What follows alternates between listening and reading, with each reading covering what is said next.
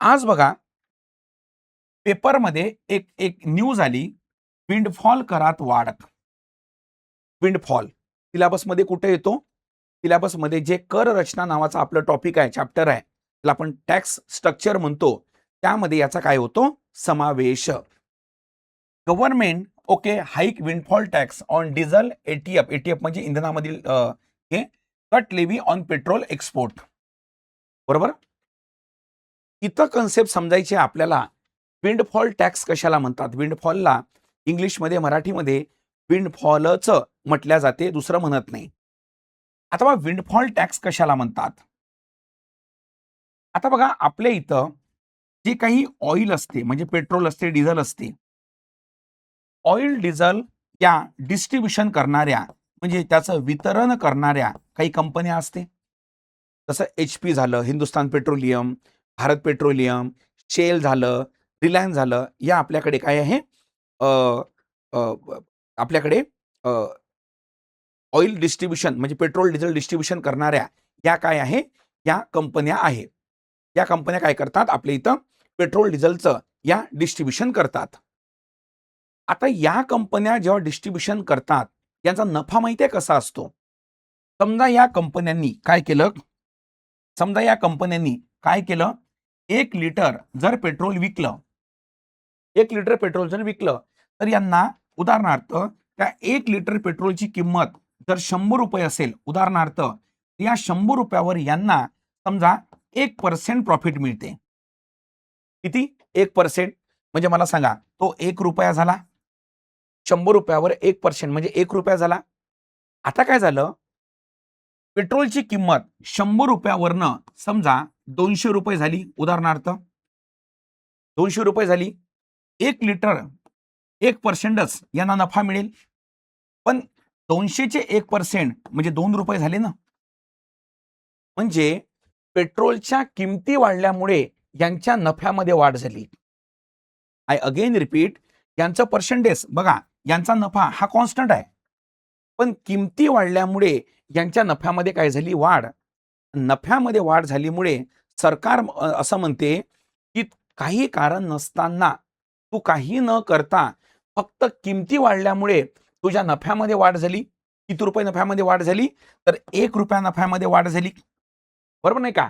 इथेही 1 लिटर विकलं, इथे 1 लिटर विकलं, इथे 1 लिटर विकलं, इथे ₹1 मिळाला, इथं ₹2 म्हणजे ₹1 तुला काय मिळाला? अतिरिक्त मिळाला. तर मला तू या अतिरिक्त नफ्यावर एक टॅक्स दे, एक कर दे. त्यालाच म्हणतात विंडफॉल टॅक्स.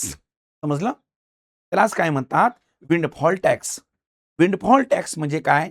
तेलाच्या किमती वाढल्यामुळे तेल वितरण कंपन्यांना, ऑइल डिस्ट्रीब्युशन कंपन्यांना जो अतिरिक्त नफा झाला, त्या नफ्यावर कर, त्या नफ्यावर कर, त्याला म्हणतात विंडफॉल टॅक्स.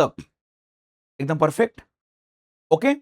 विंडफॉल टॅक्स हा अप्रत्यक्ष कर आहे. हा लक्षात ठेवायचं. इनडायरेक्ट. ओके, हा काय आहे?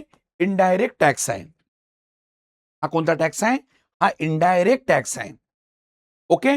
आणि जे सेंट्रल एक्साइज ऍक्ट आहे 1944चा, त्यानुसार केंद्र सरकार हा विंडफॉल टॅक्स लावते. विंडफॉलसाठी असा स्वतंत्रपणे कुठला ऍक्ट नाही आहे. विंडफॉल टॅक्स साठी स्वतंत्र असा कुठला कर नाही आहे. तर सरकार काय करते? जो एक्साइज ऍक्ट 1944चा जो आहे, त्यानुसारच हा विंडफॉल काय लावते? टॅक्स हा लावत असते. इथं तुम्हाला प्रश्न विचारेल, विंडफॉल टॅक्स म्हणजे काय? त्या विंडफॉल कर म्हणजे काय? आणि पर्यायामध्ये बघायचं, तेल वितरण कंपन्यांच्या नफ्यावर लावल्या जाणाऱ्या कराला विंडफॉल कर असे म्हणतात. तर तुम्हाला प्रश्न विचारेल, की विंडफॉल कर हा कशावर लावला जातो? पर्यायामधील तेल वितरण कंपन्यावर. विषय कळला इथपर्यंत? तेल वितरण कंपन्यावर, सोने विक्रेत्यावर, असे वेगवेगळे पर्याय दिल तो. तिथं बरोबर पकडायचं. तेल वितरण कंपन्यांवर हा काय केला जातो? हा नफा कर हा लावला जातो. त्याला विंडफॉल टॅक्स असे म्हणतात. बरोबर. आणि यामुळे साहजिक आहे, जेवढं विंडफॉल टॅक्स मध्ये वाढ होईल, तेवढं सरकारच्या उत्पन्नामध्ये वाढ होईल, सरकारच्या इन्कम मध्ये वाढ होईल. बरोबर. आणि सरकारला विंडफॉल टॅक्समधनं जे इन्कम मिळेल हे सरकारचं कुठलं, तर हे सरकारचं रेव्हेन्यू म्हणजे हे महसुली उत्पन्न असेल. कुठलं उत्पन्न? रेव्हेन्यू म्हणजे महसुली उत्पन्न असेल. बरोबर? महसुली प्राप्ती म्हणजे अशी प्राप्ती जी सरकारला प्राप्त झाल्यानंतर परत द्यावी लागत नाही. विषय कळले इथपर्यंत? त्याला महसुली प्राप्ती असे म्हणतात. त्यामुळे इथं पण असा प्रश्न येऊ शकतो की सरकारच्या महसुली प्राप्तीमध्ये कशाचा समावेश असतो, आणि जर पर्यायामध्ये दिलं त्यानं विंडफॉल टॅक्स, बरोबर, तर हे उत्तर हे बरोबर असेल. कळलं? जर प्रश्न विचारला सरकारच्या महसुली प्राप्तीमध्ये कशाचा समावेश होतो आणि जर पर्यायामध्ये असेल विंडफॉल टॅक्स, तर हे उत्तर काय असेल? करेक्ट असेल. मला कळलं इथपर्यंत? त्यामुळे आपण अशा सुरुवातीला काय करतो, असे लेक्चर का बरं घेतो? कारण हा कन्सेप्ट ना तुमच्या नोट्समध्ये, ना तुमच्या पुस्तकामध्ये, ना मी देणाऱ्या नोट्समध्ये, ना कुठं, परंतु अशाच घटकावर प्रश्न येतात. आणि हे ते प्रश्न आहे जे इकॉनॉमिक्समध्ये शेवटल्या 5 मार्कासाठी तुम्हाला महत्त्वपूर्ण ठरू शकतात. विषय कळली इथपर्यंत? त्यामुळे या तऱ्हेनं जर कन्सेप्ट तुम्ही बनवली तर नक्कीच तुम्हाला त्याचा काय होईल, फायदा किंवा त्याचा तुम्हाला हे होईल. त्यात कुठंच दुमत नाहीये ते. चला ठीक आहे इथपर्यंत? ओके.